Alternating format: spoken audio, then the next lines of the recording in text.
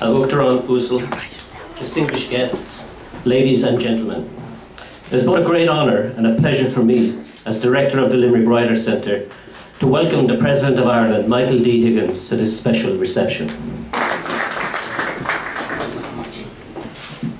Well, a good cór ar an gcéadál sias fir cinúchas ar an bhéileh agus fés an teachbán an uair an éile agus is cuidan go máin uair a bhí mechan se hama ag dúirt dhéanamh iarracht féalaíocht an casa an phobal.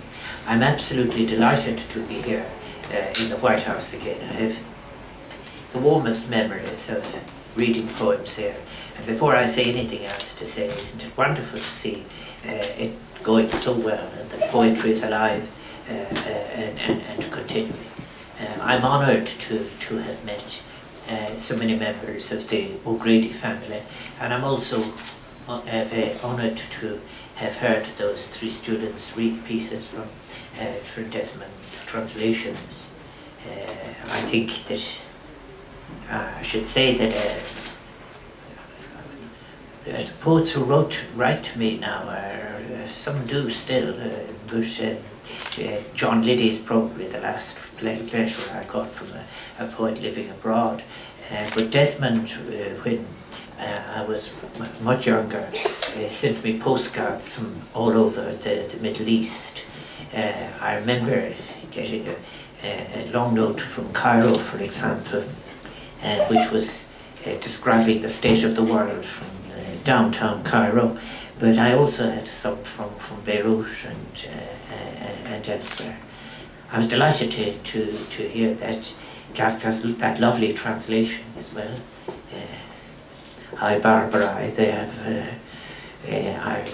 I'm one of the last people, I suppose, who would have studied Greek in the past, and I never regretted it. And Desmond O'Grady, you are so right to have a plaque in his honour. Limerick and its writers are incredibly important. And also it was something else which the White House is a very important part of, and that is the tradition and the reputation of honouring writers, of being able to welcoming writers. People sometimes, you know, about poetry itself.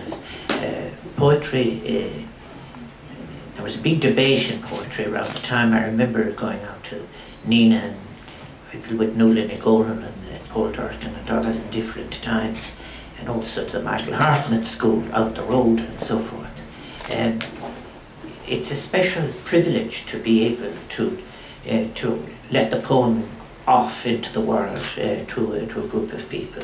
And it's very important that young poets and young writers have the opportunity of doing that.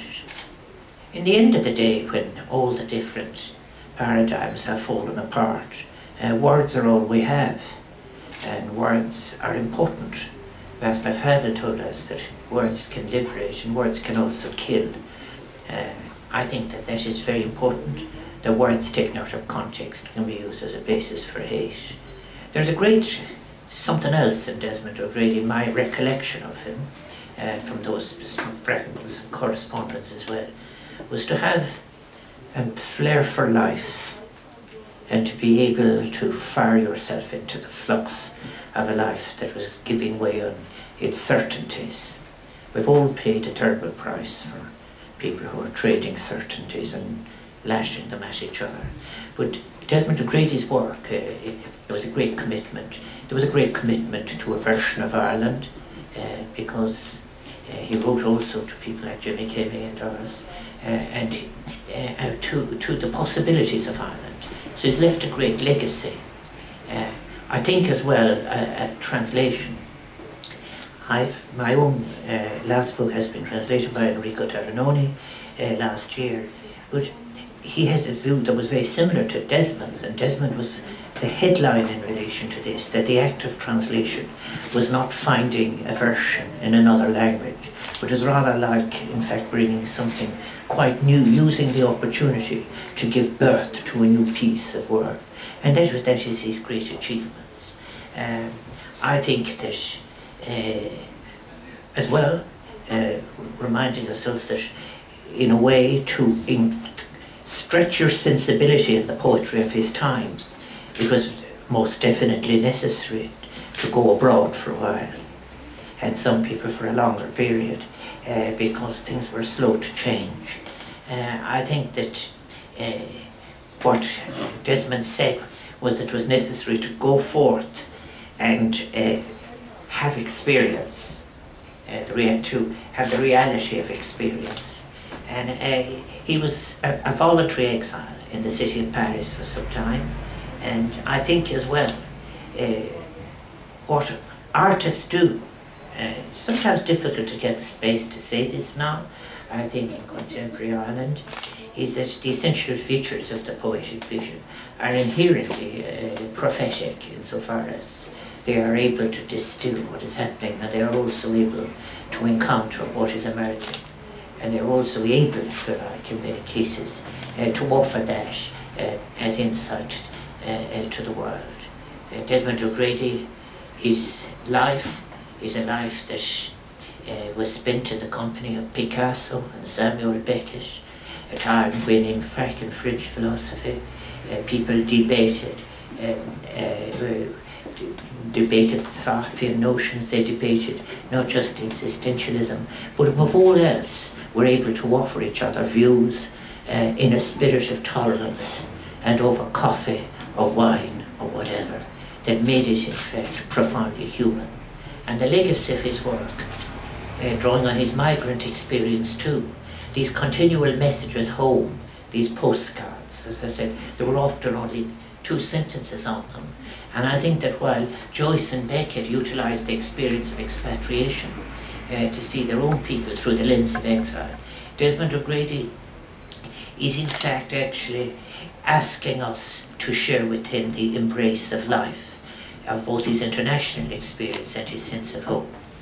In one of those poems, The Old Ways, for example, to which references have been made already, he captures the freedom of growing away from the old and familiar while remaining powerfully defined by what went before, reminding us how quietly we sometimes yearn for a kind of visible security, the security of a familiar ritual.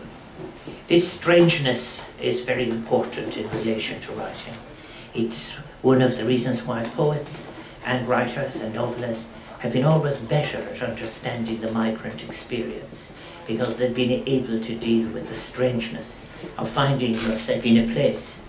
And also why one leaves is to escape, if you like, from the constricting atmosphere of circumstance and space, but also then to be able at the same time to open yourself up to the embrace of new experiences, and to do so with love and enthusiasm. That is a great gift. And Desmond O'Grady had the capacity to see the magic in the experience of the everyday, and to be able as well to make his selections in those translations as well as in his own work, of to be able to identify what was powerful in terms of its emotional possibilities, and more importantly too philosophically, that would describe new possibilities and new journeys. Take joy in sense awareness, draw a child's life smile with each breath of survival. I think those are great lines.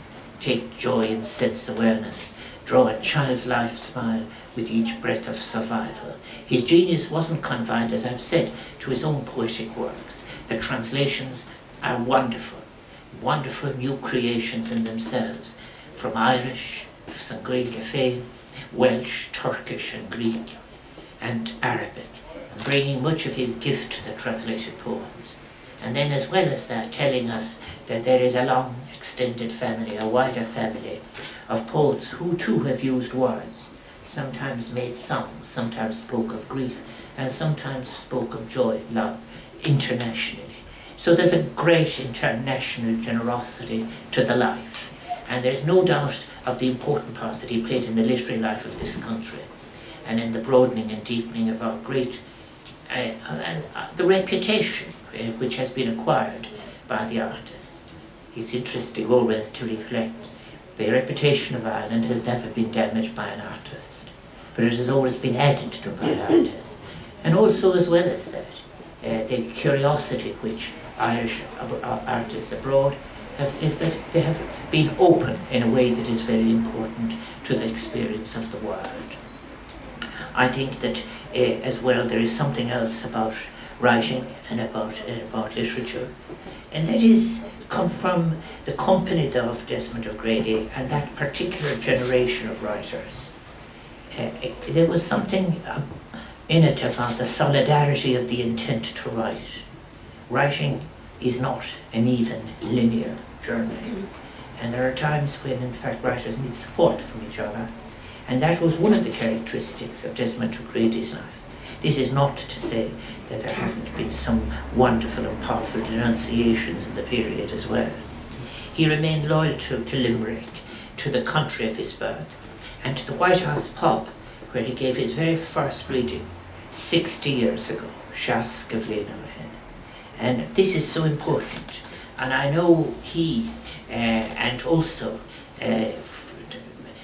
some of the last communications I had, when it wasn't so well, it was that he would have been completely in favour of the continuing weekly readings, which have been held here for over 10 years. And the first guest at the White House Poetry, he was the first guest at the White House Poetry Night in 2003. So it is uplifting to know that Justice Nerelisha Jarma der Limanach, Ni Jarma Janta eg Liminig Fein, so that Limerick people of today have not forgotten him, he who never forgot Limerick. And the plaque that Ireland Fae will stand as a testament to a poet whom Seamus Heaney described as one of the senior figures in Irish literary life, and to a poet whose dedication to his art has made his own unique contribution to Ireland's international reputation for literary excellence. It is so right, it is so proper, agus is privilege to unflacht. It's a great pleasure and privilege to unveil a plaque to the memory of a great, warm, wonderful poet, great friend to so many, and great friend of Limerick, Desmond O'Grady.